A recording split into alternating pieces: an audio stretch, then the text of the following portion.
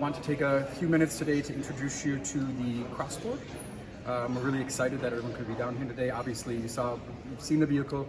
Here's another version of the vehicle. This is our SEL line. So this is our top trim line.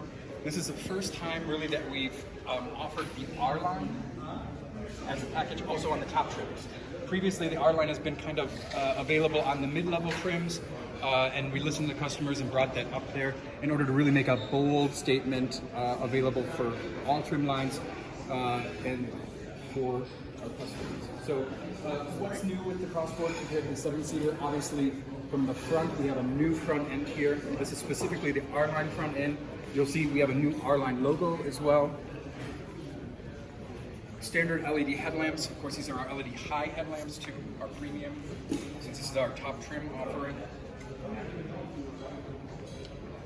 Specific R-Line bumper too.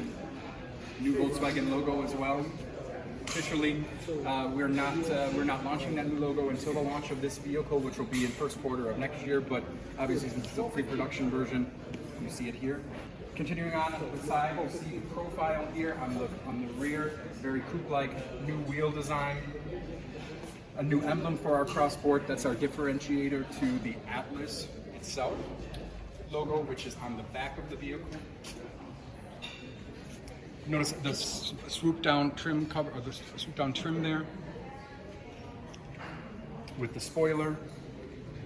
A new rear end, obviously. Also, R-Line bumpers here with a trailer hitch. The R-Line is available as a package to add on to the trim levels. How much is it extra for the R-Line? But it will be somewhere less than $2,000 is my understanding. All right, so what you can see here is really a massive cargo space, even more than that 7-seater, really and truly, if you had the third seat row up.